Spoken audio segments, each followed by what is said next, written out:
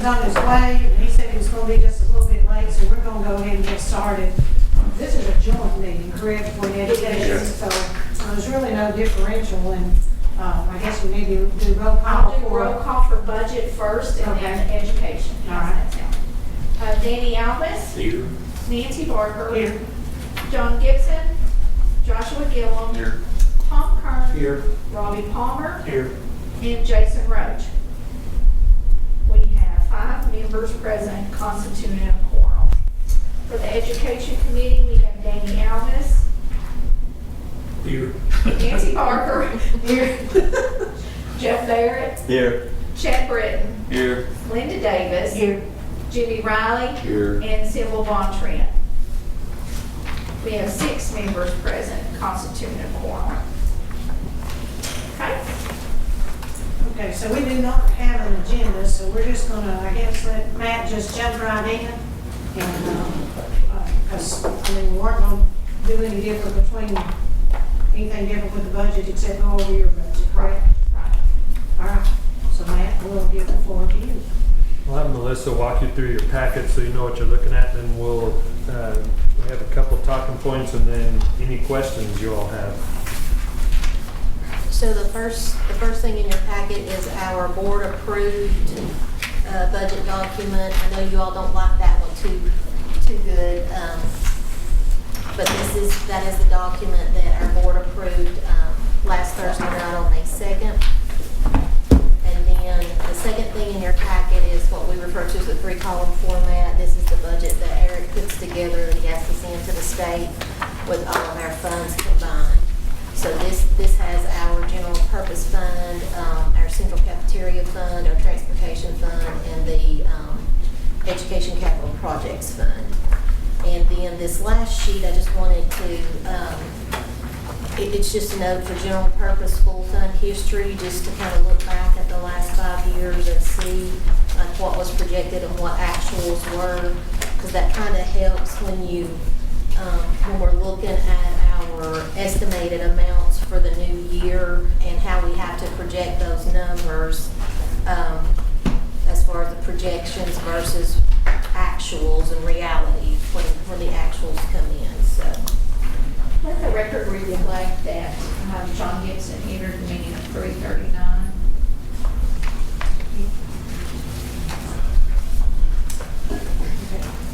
So I don't know if you want to, I know, I don't think we need to go through this document unless you all just want to, but I did want you to have a copy so you could see exactly what our board approved. But the revenues and expenditures on this document is the exact same thing that is in the 24-25 column on this document. Okay. And I know usually the interesting thing is if you go to the last of the page to kind of look at fund balance and what it looks like we're going to have to take from fund balance. So if you go to page 57, this is the end of our general purpose full fund. Now the 22-23 column, that is the actual column that's already been audited by county audit. 23-24 column is still estimated. That's our best guess at this point right now as to what's going to happen, for the ending of this fiscal year.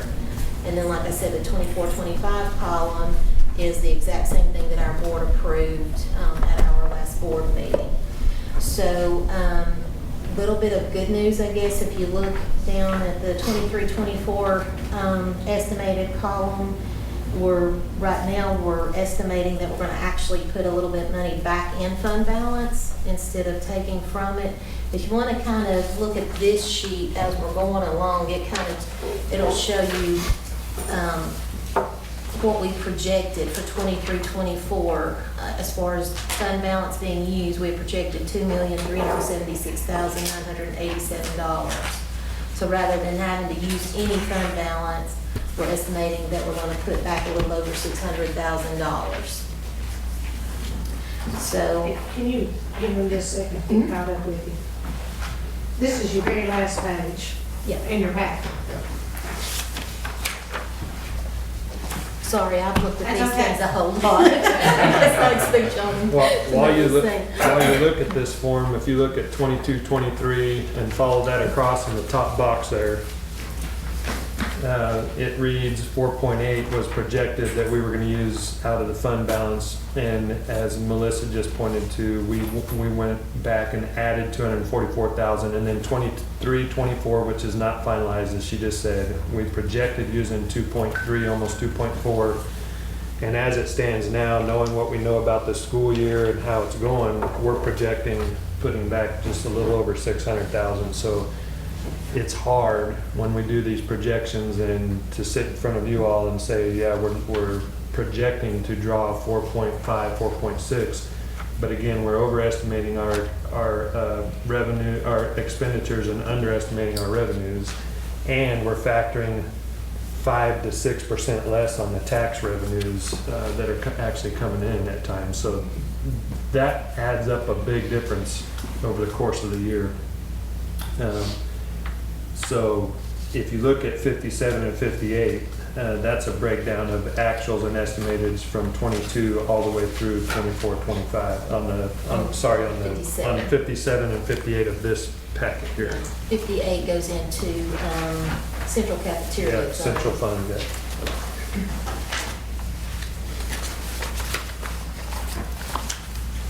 So for our 24-25 year that we just had the board to approve, as you can see, we're estimating $4,601,563 to be used, or that's our estimated expenditures over revenue based on these numbers.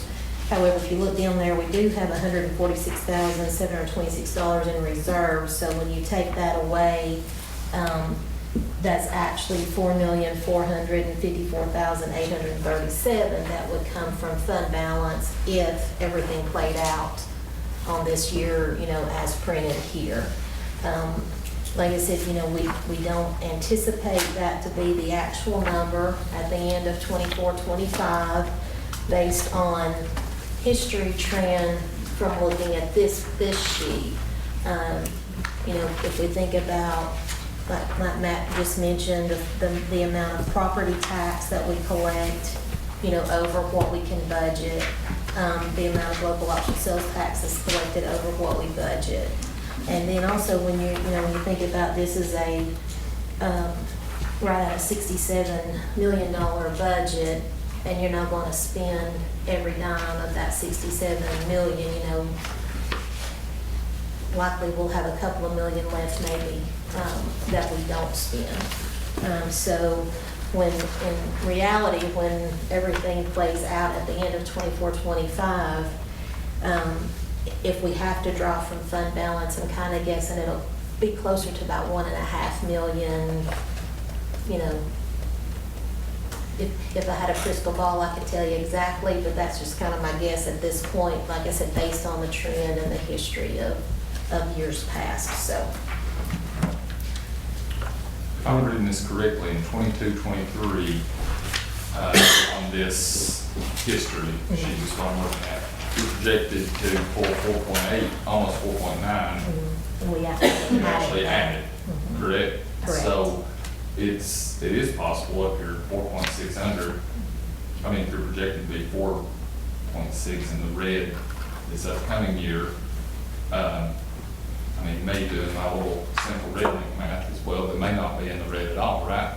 that very well could be a possibility. Yeah. We, conservatively guessing, we're if we were to see how things were to play out, we think on the worst case scenario of that, once we hit our actual revenues and expenditures at the end of next year, I think worst case we're looking at is $1 million, $1.5 million draw. That's the worst case. But projections, we've got to show every possible avenue there. The other thing I'd like to remind everybody is that, you keep hearing in the news that we get money for teacher raises. We got $125 million across the state last year for everybody to put $2,000 for every step increase across the salary scale. Guess how much we got this year? We have to do more, but we got the same amount. We have to do $2,500 per step, to get to the governor's projection of $50,000 starting salary for teachers, we had to do 2,500 each step across the scale, and we got the same amount of money. Next year, 2,500 again, same amount of money. The last year, we have to go to 3,000 per step, and we get the same amount of money. So each year, you're broadening that step and increasing that step and costing more, but working with less. And we already know that the state revenues that we receive, we're paying 82% go to roughly our salaries and benefits for our employees. That's the biggest expenditure when you're talking about 1,000 employees. So I think all in all, with that said, we did do anywhere from a 1.5% to 2.5% across all salary scales. Again, because we don't want one group to increase to the point where it makes every other group disparate and not equitable. That's not real equitable, but we are one of the few systems that have made it a goal to impact everybody's salary when we can. Case in point, our board had us do a study last year. We do a study every year. We did find that our instructional assistants were some of our lowest paid, even though they were still competitive with surrounding areas. We decided to affect their pay last year, this current year, by at the high end of the schedule, 15 to 16%. On the low end, 7.5%. Plus their step increase. So that means that if you work for us and you're on year 5 this year, you come back, you then move up to year 6, that's a step increase plus what we were giving. So those percentages plus the step increases were pretty large. We also did away with the high school diploma step and combined it with the 1 year of college. So we actually took the lowest of the low and combined them with the next scale up, impacting them in those double-digit ranges. So we're trying to pick off those that are lowest paid to make it an incentive to stay and to remain employed with Hawkins County. But all of this comes with a cost. We may get to a point real quickly here in the next several years, unless something changes with the state funding, where we're only going to be able to affect teacher raises. But we've been fortunate up to this point. The current numbers you're looking at now do represent everybody getting a small percentage increase to help with inflation and cost of living. Does this deficit number, does it include state money you were given to subsidize those raises? Yes, everything's included there. Okay. Yes. So my question is, how long will that state money, is that subsidy ongoing, or does it come away at some point? It's a good question. It's an ongoing impact. So if you raise salaries, you can't reduce them very well. So everything, we used to say that if it eats and breathes, it's an ongoing expense. Mm-hmm. Once you add it, you're on the hook for keeping it. So over the next 4 years to 2026, we've got to make enough growth to get to starting teacher range of $50,000.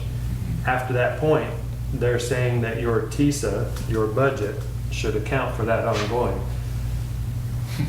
It's not penciling out real well.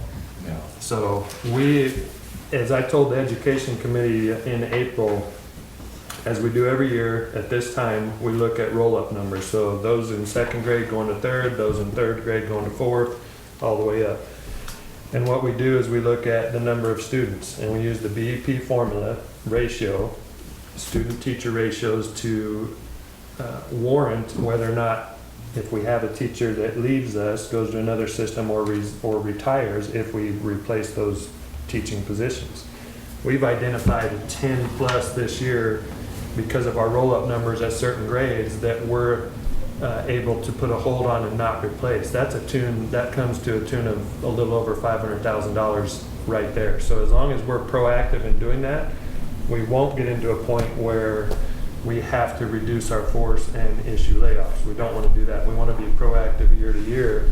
If people are leaving, is it something we absolutely have to fill? If not, we're going to circle the troops and deal with it as we got it. So we've already identified, and we're gonna continue through the summer probably.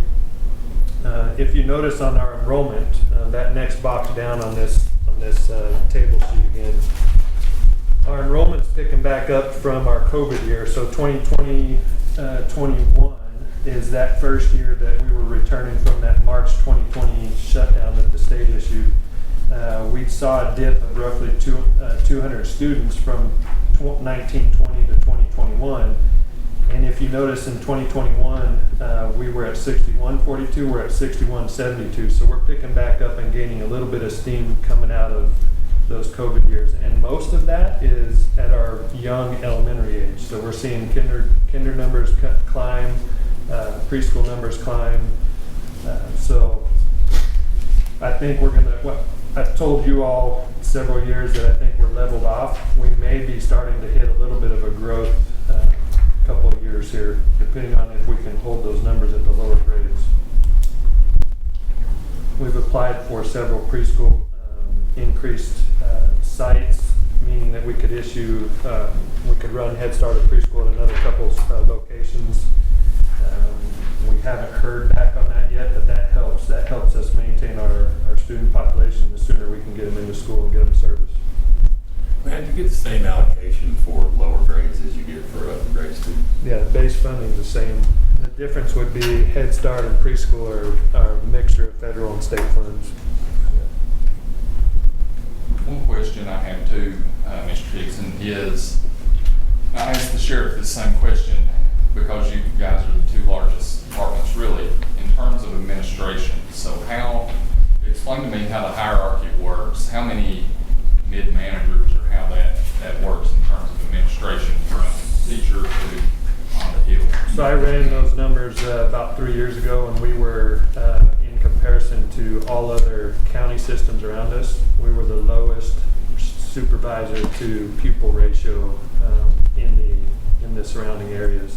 We have added 2 supervisors since then, one to help us oversee the data, and she's a data integration supervisor, and then one to oversee CTE attendance, because a large number of our new funding model, TISA funding model, is garnered through increased CTE offerings. So those 2 people have specific purposes. Those are the only 2 people we've added since I did that study. So, And others have grown significantly or slightly above what we have. We've kept our numbers, our ratios very, very similar to what they were when I first came. so are you asking, we have like an assistant principal and a principal, then we have an elementary supervisor and a middle high supervisor? Right. So if I Is that worked what you're at, asking? yes, so if I worked at, if I was principal at Clinch School, or teacher at Clinch School, I have the assistant principal, then you have Not at Clinch. or, sorry, using a normal, a I mean, it would be nice. But let's say you're at an elementary school, and so you have your assistant principal, your principal, then you have supervisor that's over all of elementary. Right. And then you, is that the hierarchy kind of works? Yeah, Right. so director, number of supervisors, and right now we've got supervisors that range from fiscal services, finance, to instruction. We've got an academic supervisor that oversees curriculum and all of our coaches, instructional coaches that work at the school sites. We've got an elementary supervisor that's Hope's in charge of assisting all of the elementaries. Our middle and high supervisor, Thomas Floyd, oversees and works with all of our middle and high schools. We've got the assistant director, Reba, who oversees also federal programs. So a portion of her salary actually comes from overseeing the federal programs, and we can use federal funds for that portion. So, and then we've got special needs supervisors.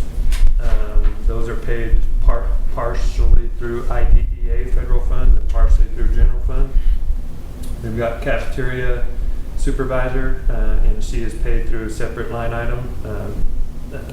Cafeteria funds, federal, yep. And then human resources, Teresa Drennan oversees that. We've also got a supervisor of technology, and he's got a team of 7 techs that are in charge of maintaining all of our technology across all 17 schools.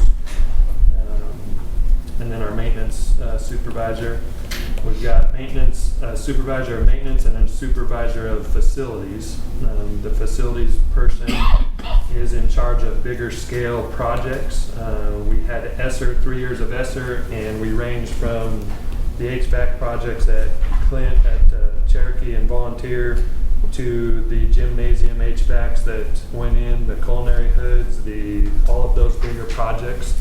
He oversees those, and then our supervisor of maintenance does all the maintenance men. So that's all central office support. I stipulate that every supervisor's in the schools that are in charge of instruction. They have to be in the schools providing service and support a minimum of 2 days per week. That includes myself. So we're in the schools at least 2 days a week, overseeing what's happening in the schools, walking through with principals, sitting through leadership meetings that he or she is doing to make sure that instruction is up to par, that they're looking at the data we're looking at, making instructional changes. It keeps us hopping. But I assure you, contrary to what I've heard year after year, is we are not top heavy. We don't have a bunch of people sitting on the hill twiddling their thumbs. And I've mentioned this to a lot of people. Come up and spend a day with me or any of the supervisors, and I'll show you we are doing what we need to do. Well, it sounds like you have people in place to try to take, the role of mid-management really should be to take things off the plate of people on the front lines. You don't want to teach, you want a teacher focused on, or even a principal focused on teaching kids and educating children, not Correct. putting a hood in a cafeteria. No. Right? So that makes complete sense. And I asked that question partly, honestly, for my own education, because I didn't know how the hierarchy worked. I had an idea in my own head, but anyway, I appreciate the information. Not all schools, to your question too, not all elementaries have an assistant or associate principal, and I'll explain the difference between the two. So at the middle school, we've got assistant principals. At the high schools, we've got assistant principals, but every other level, we've got associates if they have large numbers. So any school above 200, 250 range, we give them additional support. But they have to use part of their Title I money, their federal money, to pay for portions of that associate principal. The other half is paid for by us. So if they have enough numbers to warrant that additional support for attendance, discipline, parent phone calls, those types of things, and they've got enough students there, then they have to make a decision on whether or not they're going to give up some of their Title I monies in order to dedicate to that half-time position. That person in turn, that associate principal at the elementary level, has to spend half of their day working on intervention groups. So when a student falls behind, they go to Tier 1, Tier 2, Tier 3 intervention throughout the day. That associate principal oversees that program and makes sure that they're getting where they need to go, and those groups are adjusted every 4.5 to 9 weeks. Thank you, sir.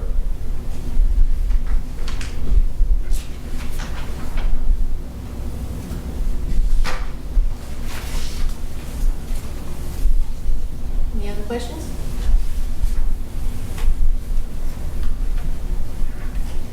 So, can you review for me, because on this first part, unfortunately, kids don't know how to act at 255. One more week. 2 more weeks. 2 more weeks.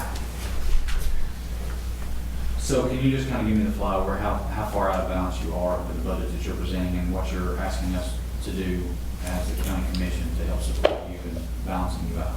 Sure, we're comparable to where we were in 22-23. We projected 4.8 in 22-23. This year we're projecting 4.6. Yeah, with 4.4 actually coming from fund balance. 4.4 coming from the fund balance, but we really, as you can see, 22-23 we added back 244,000 when we projected we were going to draw 4.8. Last year we were projecting 2.4 just about, and we're projecting right now to put back 619,000. So right before you walked in, I think we were saying our worst case scenario, realistically, if we crunch the numbers and look at our pattern, the most we would draw is probably $1.5 million worst case for us when it comes down to actuals.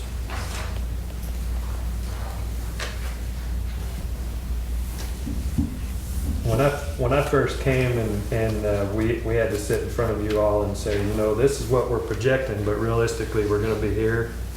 That's tough when it's a big swing like that. Well, we do the same thing. But it's just how those of us that work in government and government finances have to kind of play the game, I guess. You know, I've got a spreadsheet here of where we've made cuts. It's full of red lines. I think that if you didn't believe we weren't cutting and being proactive, this budget, giving the inflation, even if you just took the transportation department alone and maintenance departments and looked at the cost of materials over the last 3 years, we could have easily increased our budget by 30% and been justifiable in doing so, but we haven't done that. We've crimped, we've cut, we've had to do things because the money that we do get for things like teacher raises are earmarked only for that. We can't spread that out anywhere else. And it's the same amount we got last year that we did this year, and we have to do more with it. So if anything, we've been very heavy-handed on anywhere where we can cut and scale back. You have a pattern of that too, right, that I think helps, at least me, I won't speak for everybody, of, you know, running a responsible budget and turning money back in when you can. And, so I'm sure this will be no different.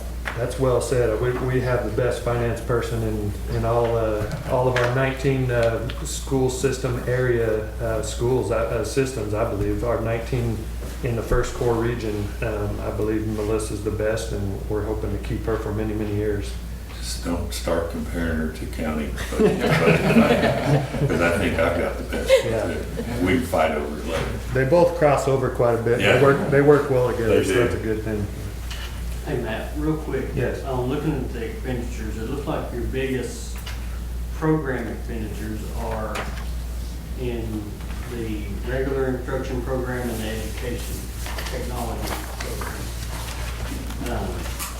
Like the biggest one in the regular instruction is in textbooks. I'm assuming that's just outdated books and.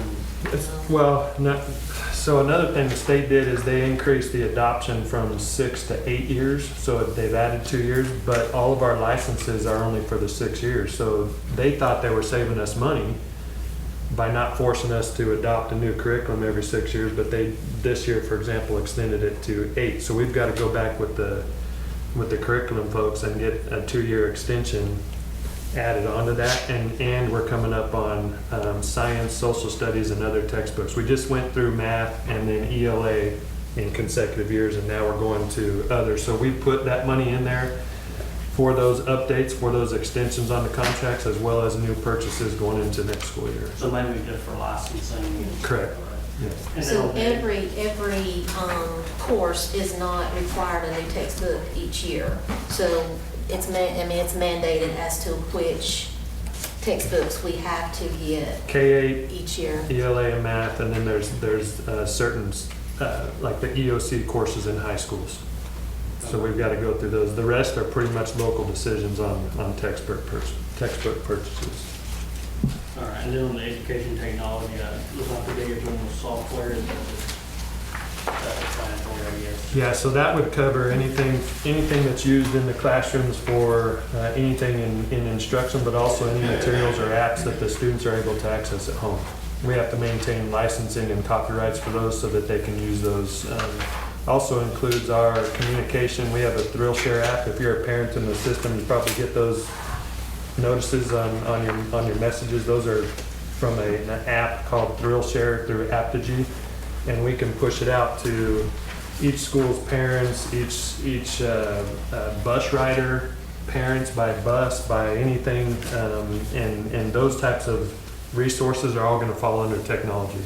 And one reason you see that big of an increase on that particular line is because the last few years we've been able to purchase a lot of the software with ESSER funds, and we won't have ESSER funds next year. So we've had to pick up some of the software That's true too, yeah. into the general purpose budget. When the feds came and said, you've got so much in ESSER, one, and you need to lay out a plan to use it, and it's free, and there's no penalties. We used every single penny. ESSER 2 came, and it was federal one-time dollars as well, but then they stipulated it had to be a minimum of 20% educational loss, learning loss tied to COVID. So we had to set aside 20%. And a lot of those purchases, like Melissa was saying, was tied to instructional technology, things we could push to the home and students could continue learning when they're at home. Those have been very well received. We think that a lot of those are necessary, even though we've got a process for grading those each year and weeding out those that have not been used and or productive. But we want to keep those going, and a lot of those expenditures, as Melissa said, could fall into that category.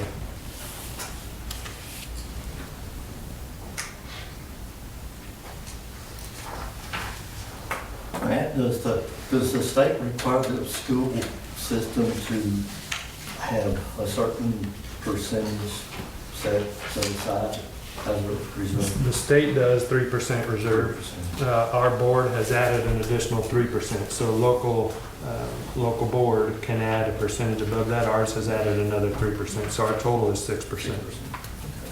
And it's 6% of our operating expenses, so they don't look at things like your capital projects and that type of thing.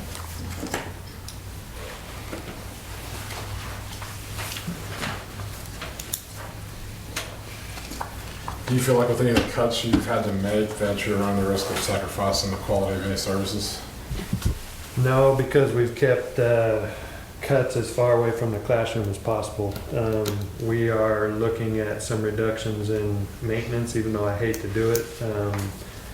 We're asking people to double up there. Melissa's doubled up in her office the past several months. Anything that we can do to keep the cuts or any reductions away from the students, we're trying to do first. As of right now, no. In the future, I can't honestly say that that's going to remain the case, but we'll do our best. And like Matt mentioned, it's our goal to look at those positions and rolling up the numbers, and as, like he said, as people leave and go to other systems or retire, if we don't need to replace those folks, we don't replace them. So Nancy and Jason, what typically has to happen is that we'll get a motion and a second from the education committee to pass it, and if it passes, pass it to the budget committee, and then budget committee passes it to commission. Man, I do have one more question, not handling this budget, just a question that someone asked me and I don't know this answer. I feel like I know why, but, so on the wheel tax breakdown, so it looks like the general purpose school fund says for teacher raises must be shared with Rogersville and Kingsport City School. I guess this may be a more Eric question. Is that because Kingsport's annexed into Hawkins County? So any over layment area, county overlaying, city boundary overlaying county, we're responsible for sharing those percentages. So that is an interesting thing, Robbie. If you'll go, the document, the budget document that is our board document, you'll go to the very last page of it, and this will show you how much the city gets of our monies.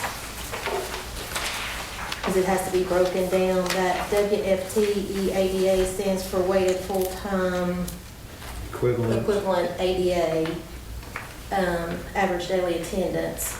So as you can see, where it's got general purpose school fund, the amount of the tax levy is 6.8 million, and then of course we reduce it to 7% for delinquent taxes. So the total for general purpose would be 6.3 million if we got to keep all of that. But since we have to share it with the cities, if you look down there at the bottom, we're only getting 5.4 million. Kingsport City's getting 427,000, and Rogersville City's getting 520,000. I guess that's a state requirement. So we have to share any of the general purpose revenue with them. We don't share transportation fund or the education capital project fund as of now. I did hear a while back there was some talk in legislation that they may make us start sharing some other funds, but I've not saw that, so hopefully it won't ever change because they get enough of our general purpose money. And Mr. Palmer, that since you brought it up, that Rogersville City does reimburse us for use of the bus. There's a percentage we go through calculation in the spring of each year. In fact, we met with them a month and a half ago or so. And we lay out the calculation based on that percentage and how many buses we're running, all of those things considered, and then they cut us a check. I guess Kingsport City, they handle their own. Yeah, we don't get involved in their transportation, but we do, since Rogersville City's in our county boundary, then we do provide their transportation. So you'll see Hawkins County buses pulling in there every morning and every afternoon. I kind of thought that's why, but just wanted to make sure, so.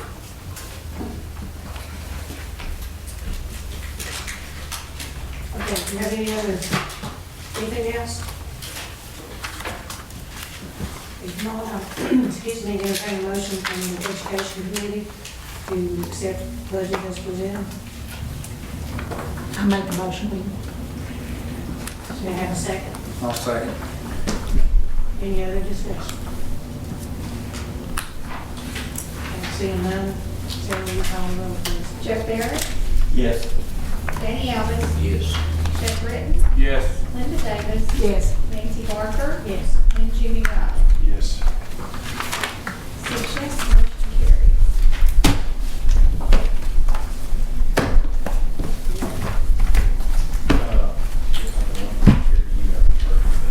Oh, okay. All right, I guess I'm doing the second one too. All right. Anything from the budget committee, this committee proposed to send the budget to Eric, correct? To be included. To be included in the package. So moved. Okay, John? And second by Tom, is there any other discussion? Hearing none? Terry, ready? Call the roll, please. Nancy Barker, Yes. Jason Roach, Same. John Gibson. Yes. Danny Elvis. Yes. Tom Cruise. Yes. Joshua Gill, Yes. and Ronnie Palmer. Yes. 6 yes, 1 abstain, motion carries.